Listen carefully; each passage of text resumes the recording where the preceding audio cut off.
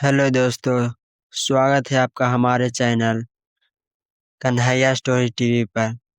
दोस्तों, आज मैं एक और कहानी लेकर आया हूँ जो बहुत ही शानदार कहानी है। तो आप लोग वीडियो को शुरू से अंत तक ज़रूर देखिएगा। तो चलिए बिना समय गवाए कहानी को स्टार्ट करता हूँ।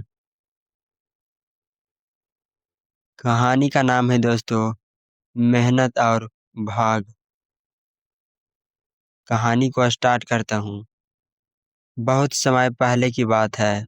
गंगा नदी के किनारे बसा था सोनपुर नाम का एक छोटा सा गांव। गांव हरा भरा था, लेकिन वहां रहने वाले लोगों की जिंदगी आसान नहीं थी। ज्यादातर लोग खेती बाड़ी करके अपना गुजारा करते थे। इसी गांव में रहता था रमेश, एक गरीब किसान का बेटा। रमेश बचपन से ही बहुत मेहनती था। उसके पिता की तबीयत ठीक नहीं रहती थी, इसलिए घर की जिम्मेवारी कम उम्र में ही रमेश के कंधों पर आ गई थी।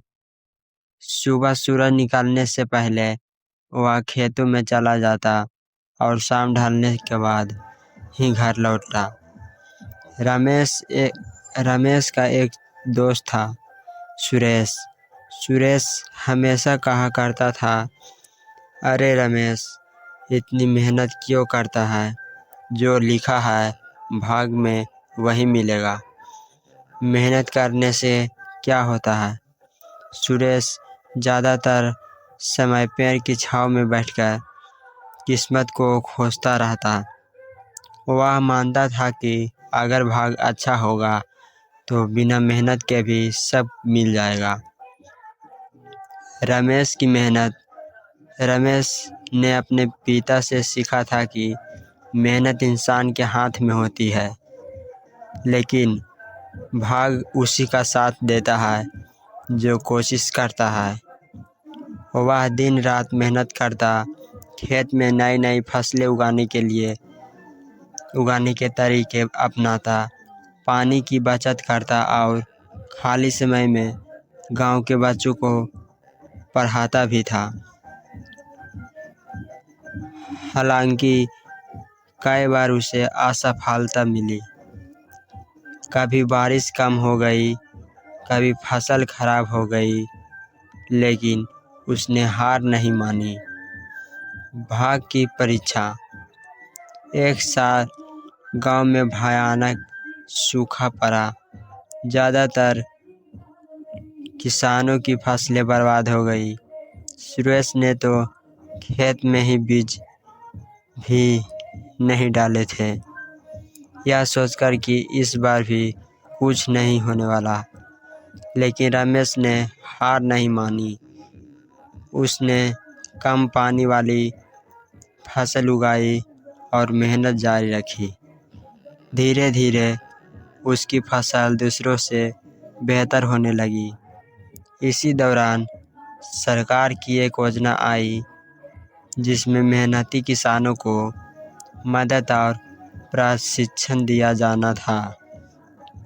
अधिकारी गांव में आए और रमेश के खेत देखकर बहुत प्रभावित हुए।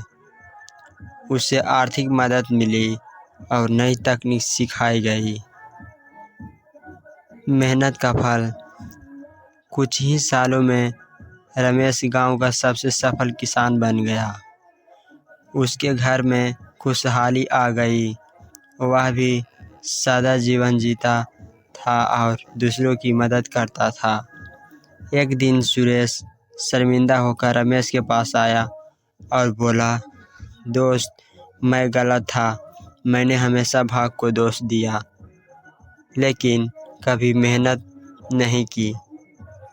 रमेश मुस्कुराया और बोला, भाग तो हवा की तरह है सुरेश, लेकिन नाव वहीं आगे बढ़ती है जिसमें मेहनत के पतवार होते हैं।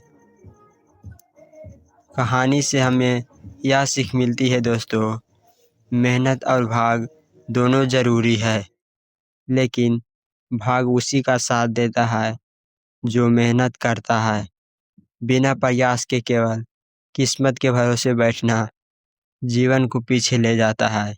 तो दोस्तों, अगर आपको यह कहानी अच्छी लगी हो तो चैनल को सब्सक्राइब करें और वीडियो को लाइक भी करें। मिलते हैं अगले वीडियो में, तब तक के लिए धन्यवाद दोस्तों।